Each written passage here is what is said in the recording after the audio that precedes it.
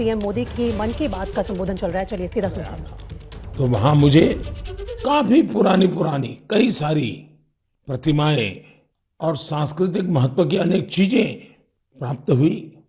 देश की जब कोई बहुमूल्य धरोहर वापस मिलती है तो स्वाभाविक है इतिहास में श्रद्धा रखने वाले, आर्कियोलॉजी में श्रद्धा रखने वाले, आस्था और संस्कृति के साथ जुड़े हुए लोग और एक हिंदुस्तानी के नाते हम सबको संतोष मिलना बहुत स्वाभाविक है। साथियों, भारतीय संस्कृति और अपनी धरोहर की बात करते हुए मैं आज आपको मन की बात में दो लोगों से मिलवाना चाहता हूं। इन दिनों फेसबुक, ट्विटर और इंस्टाग्राम पर तंजानिया की दो भाई बहन किली पॉल और उनकी बहन नीमा, ये बहुत चर्चा में है और मुझे पक्का भरोसा है आपने भी उनके बारे में जरूर सुना होगा। उनके अंदर भारतीय संगीत को लेकर एक जुनून है, एक दीवानगी है और इसी वजह से वे काफी लोकप्रिय भी हैं। लिप सिंक के उनके तरीके से पता चलता है कि इसके लिए वे कितनी ज्यादा मेहनत करते हैं। हाल ही में गणतंत्र दिवस के अवसर पर हमारा राष्ट्रगान जन गण मन गाते हुए उनका वीडियो खूब वायरल हुआ था। कुछ दिन पहले उन्होंने लता दीदी का एक गाना गाकर उनको भी भावपूर्ण श्रद्धांजलि भी दी थी। मैं इस अद्भुत क्रिएटिविटी के लिए इन दोनों भाई बहन किली और नीमा उनकी बहुत सराहना करता हूं। कुछ दिन पहले तंजानिया में भारतीय दूतावास में इन्हें सम्मानित भी किया गया है। भारतीय संगीत का जादू ही कुछ ऐसा है जो सबको मोह लेता है।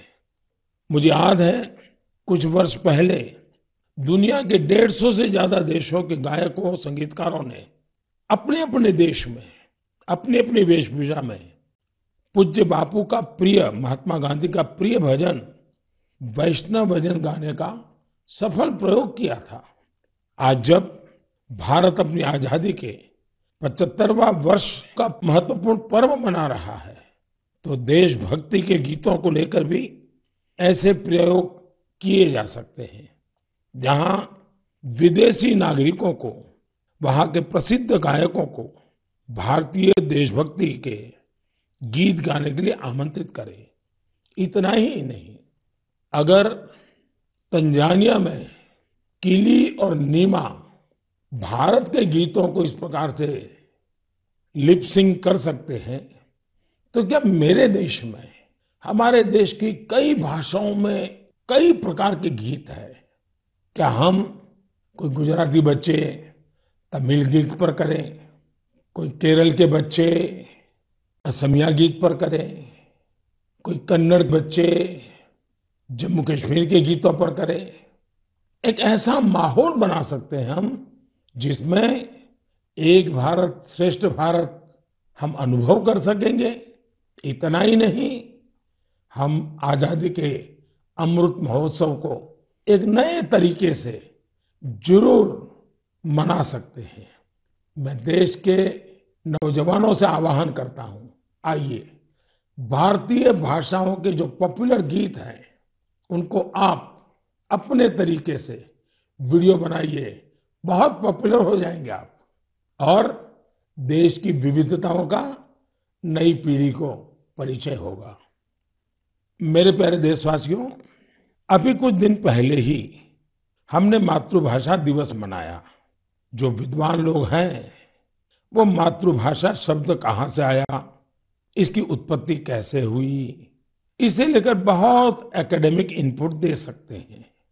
मैं तो मातृभाषा के लिए यही कहूंगा कि जैसे हमारे जीवन को हमारी माँ गढ़ती है, वैसे ही मातृभाषा भी हमारे जीवन को गढ़ती है।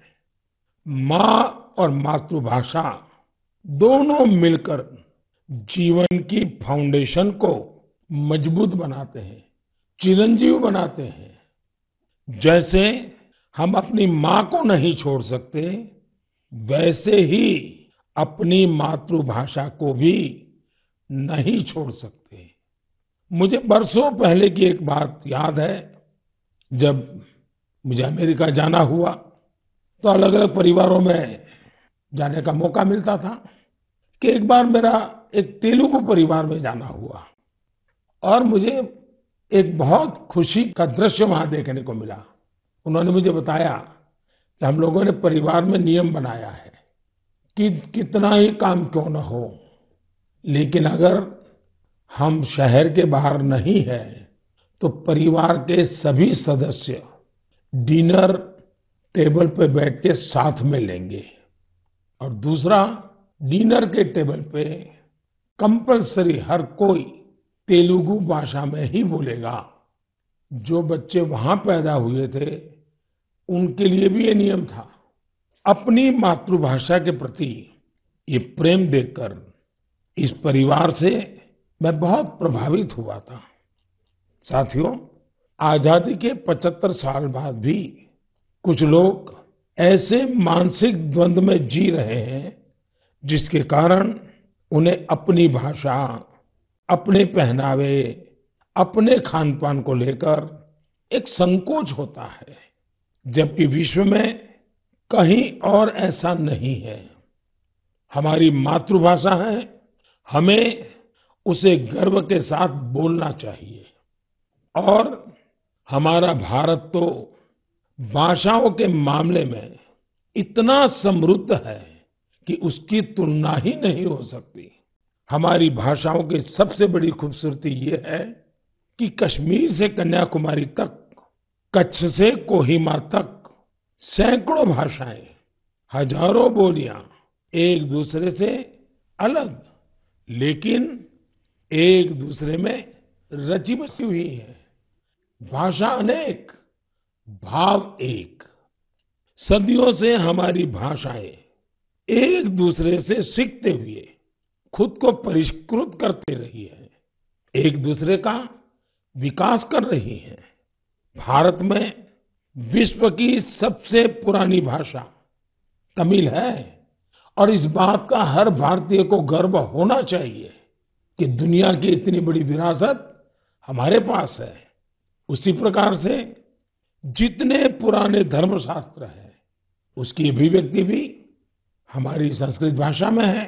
भारत के लोग करीब 121, यानी हमें गर्व होगा, 121 प्रकार की मातृभाषाओं से जुड़े हुए हैं और इनमें 14 भाषाएं तो ऐसी हैं जो 1 करोड़ से भी ज्यादा लोग रोजमर्रा की जिंदगी में बोलते हैं। यानी जितनी कई यूरोपियन देशों की कुल जनसंख्या नहीं है, उससे ज्यादा लोग हमारे यहाँ अलग अलग 14 भाषाओं से जुड़े हुए हैं। साल 2019 में हिंदी दुनिया की सबसे ज्यादा बोली जाने वाली भाषाओं में तीसरे क्रमांक पर थी। इस बात का भी हर भारतीय को गर्व होना चाहिए।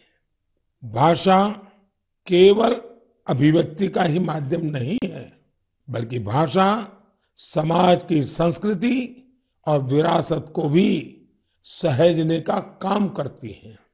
अपनी भाषा की विरासत को सहेजने का ऐसा ही काम सूरीनाम में सुरजन परोही जी कर रहे हैं। इस महीने की 2 तारीख को वो 84 वर्ष के हुए हैं। उनके पूर्वज भी बरसों पहले हजारों श्रमिकों के साथ रोजी रोटी के लिए सूरीनाम गए थे। सुरजन परोही जी हिंदी में बहुत अच्छी कविता लिखते हैं। वहां के राष्ट्रीय कवियों में उनका नाम लिया जाता है। यानी आज भी उनके दिल में हिंदुस्तान धड़कता है। उनके कार्यों में हिंदुस्तानी मिट्टी की महक है। सूरीनाम के लोगों ने सुरजन परोही जी के नाम पर एक संग्रहालय भी बनाया है। मेरे लिए ये बहुत सुखद है कि साल 2015 में मुझे उन्हें सम्मानित करने का अवसर मिला था। साथियों, आज के दिन यानी 27 फरवरी को मराठी भाषा गौरव दिवस भी है। सर्व मराठी बंधू भगिनींना मराठी भाषा दिनाच्या हार्दिक शुभेच्छा। ये दिन मराठी कविराज विष्णु वामन शिरवाडकर जी, श्रीमान कुसुमाग्रज जी को समर्पित है। आज ही कुसुमाग्रज जी की जन्म जयंती भी है। कुसुमाग्रज जी ने मराठी में कविताएं लिखी, अनेकों नाटक लिखे, मराठी साहित्य को नई ऊंचाई दी। साथियों, हमारे यहाँ भाषा की अपनी खूबियां हैं। मातृभाषा का अपना विज्ञान है। इस विज्ञान को समझते हुए ही राष्ट्रीय शिक्षा नीति में स्थानीय भाषा में पढ़ाई पर जोर दिया गया है।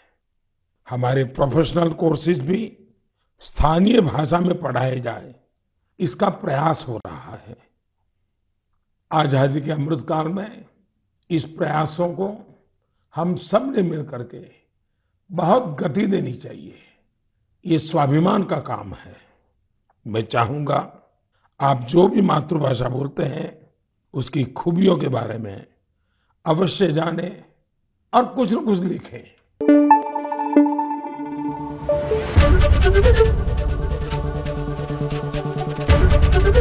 एबीपी न्यूज आपको रखे आगे।